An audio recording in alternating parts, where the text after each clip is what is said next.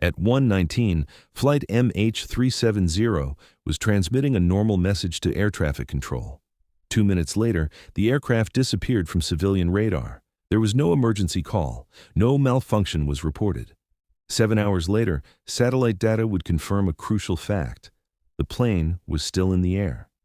A modern commercial flight had disappeared from tracking systems without immediate explanation.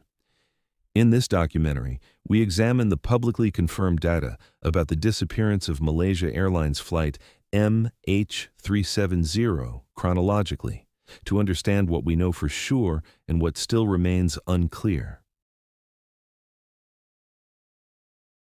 Flight MH370 took off from Kuala Lumpur in the early hours of March 8, 2014, bound for Beijing. The aircraft was a Boeing 777-200ER, a long-haul model considered extremely reliable in commercial operation. There were 227 passengers and 12 crew members on board. Weather conditions were favorable, and no technical problems had been reported prior to takeoff. The flight climbed to a cruising altitude of approximately 35,000 feet, and the first few minutes proceeded according to plan. At 1:19, as the aircraft approached the edge of Malaysian airspace, the co-pilot transmitted, "Good night, 370 Malaysian." The tone was calm and professional. This is the last known verbal communication. Less than a minute after this message, the aircraft's transponder stopped transmitting data to the secondary civilian radar. The transponder is the system that allows the aircraft to be identified on controllers' screens and provides information such as altitude and identification code. Without this system, the aircraft no longer appears on the secondary radar, but can still be detected by the primary military radar. Military radar data later showed that the aircraft did not continue its planned route to Beijing. Shortly after disappearing from civilian radar, the plane executed a sharp turn to the west, crossing the Malaysian peninsula again. Such a maneuver is not random. A Boeing 777 at cruising altitude requires direct intervention from the cockpit or a change of route in the flight management system. The aircraft continued to fly northwest over the Andaman Sea without transmitting any distress call. A few days after the disappearance, the company Inmarsat confirmed the existence of automatic signals between the aircraft and a satellite. These signals continued for almost 7 hours after the loss of radar contact. Although they did not provide precise coordinates, they confirmed an important fact. The aircraft remained electrically powered and operational long after it disappeared from civilian radar. This detail rules out scenarios involving instantaneous destruction in the air.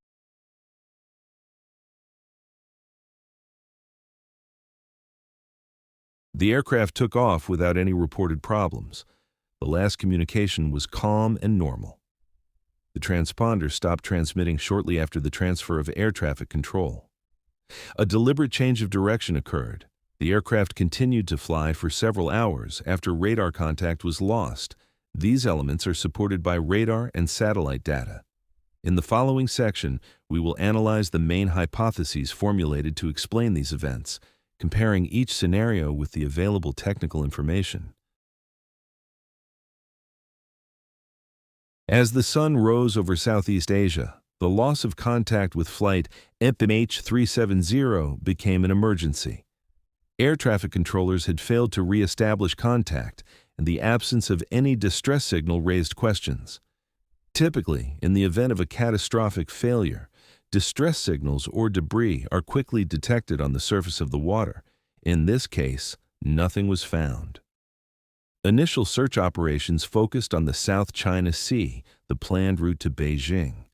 Ships scanned the water. Planes flew overhead. Radar data was repeatedly analyzed. The result was negative. No confirmed debris was found, and no signals from emergency locator transmitters were received. Analysis of Malaysian military radar brought a major change in perspective. The aircraft had not continued northeastward. Shortly after losing civilian contact, MH370 executed a sharp turn and crossed the Malaysian peninsula from east to west. This maneuver is not compatible with a simple drift caused by atmospheric conditions. Such a turn requires active control or the introduction of a new route into the flight management system. The aircraft then continued northwestward over the Andaman Sea before disappearing completely from military radar range. The investigation expanded to satellite data provided by the company Inmarsat. The aircraft's satellite communication system continued to transmit automatic signals, known as handshakes. These signals did not contain precise position information, but allowed an estimate of the distance to the satellite by analyzing the response time and the Doppler effect. The result of the analysis indicated that the aircraft remained in the air for approximately 7 hours after losing radar contact. Based on this data, experts traced 2 possible flight arcs. Further investigations indicated that the southern route towards the southern Indian Ocean was more likely. This is a vast region with deep waters and little naval traffic, which significantly complicates search operations.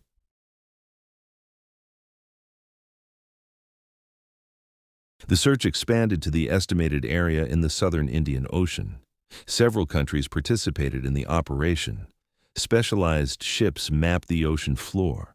Planes flew thousands of hours. Satellites analyzed images of the water surface. It was one of the most extensive and expensive search operations in the history of civil aviation. Despite extensive efforts, the main wreckage was not located. As the data was evaluated, several scenarios were considered. One hypothesis was a major technical failure, such as a sudden loss of cabin pressure. In such a scenario, the crew and passengers could have become incapacitated while the aircraft continued to fly on autopilot until it ran out of fuel. Another possibility considered was an onboard fire, which could have affected the communication systems without immediately halting the aircraft. The hypothesis of deliberate human intervention was also discussed. The change in course and the sequential deactivation of the communication systems raised questions about the nature of the events in the cockpit. To date, no hypothesis has been definitively confirmed. In the following years, fragments of debris identified as belonging to a Boeing 777 were discovered on the shores of the Indian Ocean. These discoveries confirm that the aircraft reached the ocean. However, the main wreckage has not been recovered. Without the flight recorders, many questions remain unanswered. In the following section, we will analyze each hypothesis in detail, evaluating the technical arguments that support or contradict each scenario. As the search focused on the southern Indian Ocean, the true scale of the investigated area became evident. The region identified through satellite analysis was vast, located thousands of kilometers from the nearest landmass. The waters in this area are deep, exceeding 4,000 meters in many locations. Weather conditions are frequently challenging, and the ocean's surface is influenced by strong currents and unpredictable storms. Locating an aircraft in such an environment represents a significant technical challenge. Data provided by the Inmarsat satellite became the foundation of the search direction. By analyzing timing differences and Doppler variations in the signal, experts estimated the aircraft's probable trajectory. 2 possible corridors emerged, one to the north and one to the south. As the investigation gradually ruled out the northern option, the southern corridor became the primary working hypothesis. This suggested that the aircraft may have continued flying for several hours on autopilot, progressively moving away from populated areas. If the aircraft continued flying without active intervention, one possible outcome would be fuel exhaustion. In such situations, engines shut down sequentially, and electrical systems progressively lose functionality. The aircraft would lose altitude and, in the absence of pilot input, could enter an uncontrolled descent. This scenario is consistent with the estimated flight duration and the absence of subsequent communications. However, it does not clarify the initial reason for the deviation from the planned route.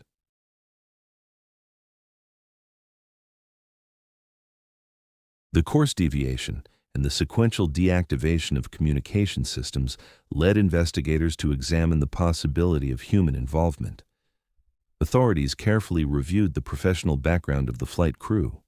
Captain Zahari Ahmad Shah had accumulated more than 18,000 flight hours. The first officer was well-trained and had no disciplinary record.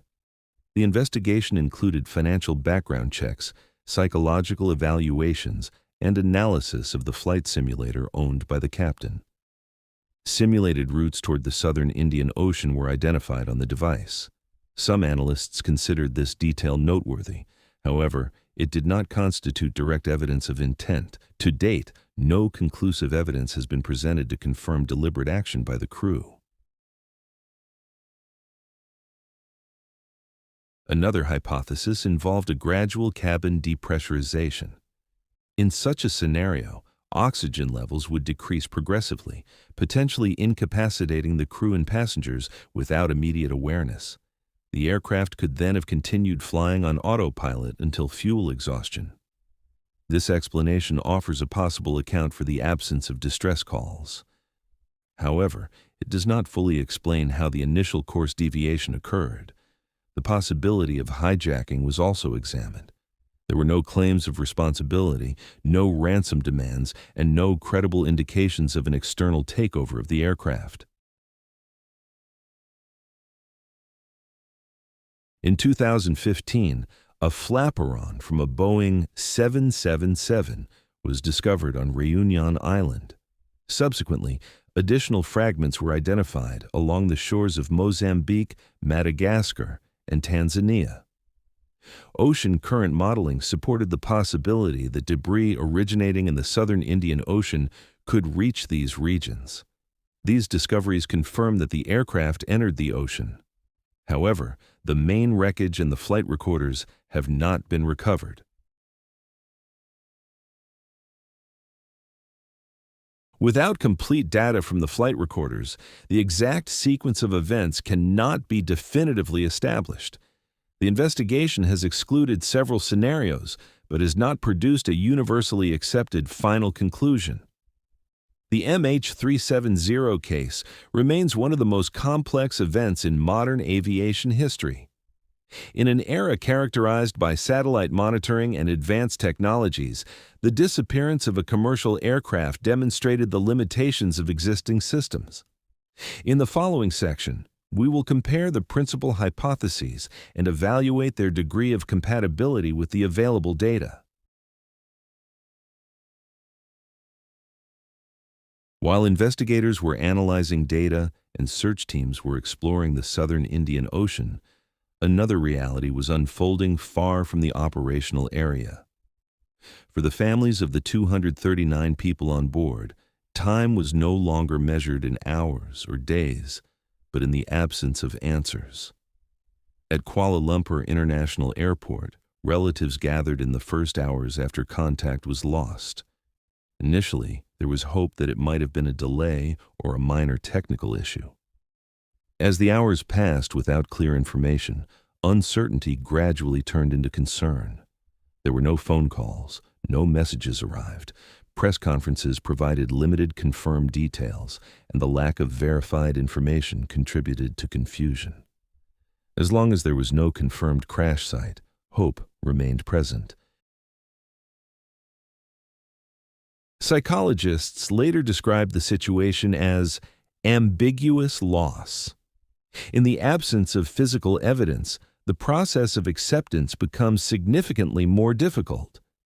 Without a confirmed crash location and without the recovery of remains, families remained in a prolonged state of uncertainty. This lack of finality had a profound emotional impact. At the same time, international media reported on every development of the investigation. Expert analyses were publicly debated, and online platforms generated numerous theories. The absence of a clear conclusion created conditions in which speculation could easily develop. Various hypotheses were formulated, some grounded in technical data, others lacking factual support. Official investigators, however, maintained an evidence-based approach throughout the process. The investigation remained focused on radar data, satellite signals, and the fragments recovered later. The international search operation eventually covered more than 120,000 square kilometers of ocean floor. Autonomous underwater vehicles mapped previously unexplored areas, revealing underwater formations not documented before. Despite the extensive resources and advanced technology deployed, the main wreckage was not located. In 2017, after several years of efforts, the official underwater search was suspended. For many families, this decision marked another stage of uncertainty. The disappearance of Flight MH370 led international aviation authorities to reassess aircraft tracking systems. Regulations were updated to require more frequent and reliable position reporting from commercial aircraft. The event highlighted a limitation within the existing infrastructure. A modern aircraft could exit tracking systems for an extended period. This recognition prompted the implementation of measures intended to reduce the likelihood of a similar occurrence in the future.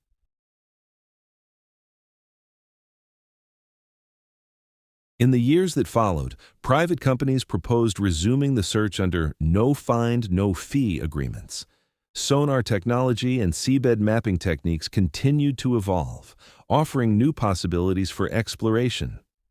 Nevertheless, to date, the main wreckage of the aircraft has not been identified. The discovery of aircraft fragments along the shores of the Indian Ocean confirmed impact with the water. However, without the flight recorders, the aircraft's final moments cannot be fully reconstructed. The MH370 case remains one of the most complex events in modern aviation history. For the families of the passengers, the absence of definitive answers remains personal. For the aviation industry, the event represented a turning point in monitoring and transparency.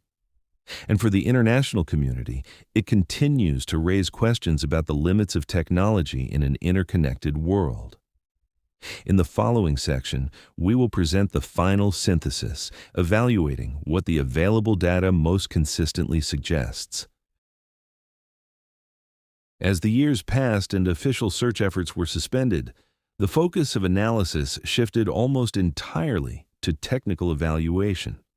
The analysis presented here is based on official reports published by the authorities involved in the investigation, as well as on technical data made public by companies responsible for satellite communications and aviation safety. Without the flight recorders and without the main wreckage, the final hours of Flight MH370 can only be assessed by correlating radar data, satellite information, and fragments recovered later. Inmarsat data indicates that the aircraft most likely followed the southern arc, maintaining a relatively stable trajectory for several hours. This pattern is consistent with flight under autopilot. No further radio transmissions were recorded. No distress messages were received. If the aircraft continued flying without active intervention, the most probable outcome would have been fuel exhaustion. Technical models show that in such circumstances, engines shut down sequentially, electrical systems progressively lose functionality, and the aircraft begins an uncontrolled descent. Analysis of the satellite signal suggests a possible steep descent in the final moments.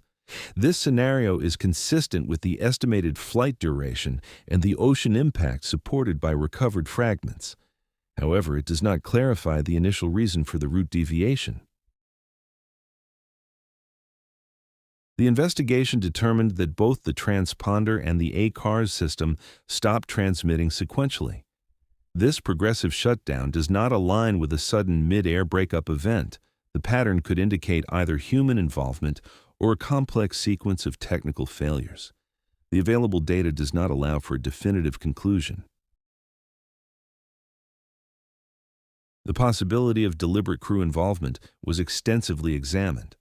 The captain had significant experience, and investigations into his professional and personal background did not identify conclusive evidence of intent. The flight simulations found on his personal device were publicly discussed, but they did not constitute direct proof of deliberate action. In the absence of the cockpit voice recorder, there is no confirmation of such a scenario. Another explanation considered was a technical emergency, such as a fire or gradual depressurization. In such a situation, the crew may have attempted to return toward Malaysia. Subsequently, crew incapacitation could have allowed the aircraft to continue flying on autopilot. This scenario is compatible with certain elements of the available data, but it does not fully explain the sequential deactivation of systems. Fragments discovered along the shores of the Indian Ocean confirm impact with the water. Ocean current modeling supports an origin in the southern Indian Ocean. However, without the main wreckage and without the flight recorders, the exact sequence of events remains incomplete. According to published analyses, the fuel exhaustion scenario is frequently considered compatible with the available satellite data. Nevertheless, the initial cause of the route deviation remains undetermined. It is important to note that, in the absence of flight recorder data, any reconstruction remains a technical assessment of probabilities rather than a definitive conclusion. Flight MH370 remains one of the most extensively analyzed events in modern aviation history. Not because of the number of hypotheses proposed, but because of the limitations imposed by the absence of essential data.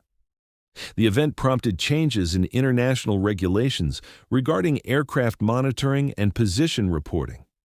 However, from an investigative standpoint, the case is not closed. Certainty depends on the discovery of the main wreckage and the flight recorders. Until then, the analysis is based on probability rather than definitive confirmation.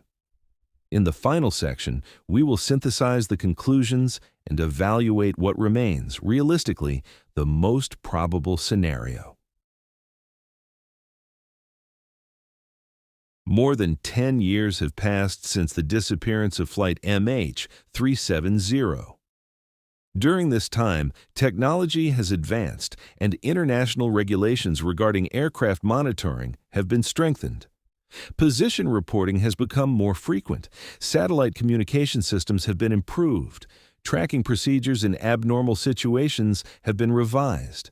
The disappearance of MH370 prompted the aviation industry to acknowledge a significant vulnerability. A modern aircraft could exit tracking systems for an extended period. This recognition led to concrete changes. And yet, despite technological progress and extensive search efforts, the main wreckage has not been located. The estimated area in the southern Indian Ocean remains one of the most challenging regions for underwater exploration. The ocean floor is complex with deep trenches, rugged terrain, and unstable sediment layers. Even the most advanced sonar systems encounter limitations under such conditions. Without the main wreckage and without the flight recorders, the investigation remains incomplete. Satellite data and drift modeling provide a probable trajectory, but they cannot reconstruct cockpit conversations or the decisions made in the final moments. The conclusions presented here reflect the prevailing consensus of the technical analyses published to date and do not represent a definitive statement regarding the cause of the event. The reconstruction most widely discussed suggests that the aircraft flew south on autopilot until fuel exhaustion, after which it descended into the ocean. This hypothesis is supported by satellite arc analysis, engine performance modeling, and the distribution of recovered debris. Even so, this scenario remains probabilistic. The central questions persist. Why was the aircraft diverted from its planned route? Why were the communication systems deactivated sequentially? In the absence of the flight recorders, definitive answers may remain undetermined. For the families of the 239 people on board, the case is not merely a technical analysis, it represents an ongoing absence. Years have passed, lives have continued, yet March 8, 2014 has not reached a definitive conclusion. In the absence of certainty, closure remains difficult. Flight MH370 has become a case study in the limits of modern technology. In an era of global surveillance and instant communication, the disappearance of a commercial aircraft demonstrated that systems can still have vulnerabilities. The event led to regulatory and procedural changes, but it did not produce a final answer. Private search initiatives continue to be discussed. Advances in underwater mapping technology may one day offer a renewed opportunity for exploration. Until further discoveries are made, the available information remains that contained in official reports and publicly released technical analyses. MH370 is not only an aviation mystery, it is an example of how data can point toward probable directions without delivering absolute certainty. The main wreckage has not yet been located. The flight recorders remain unrecovered. Without them, the exact sequence of events in the final hours cannot be conclusively established. Until the main wreckage is discovered, the case remains open, not for lack of analysis, but for lack of final data.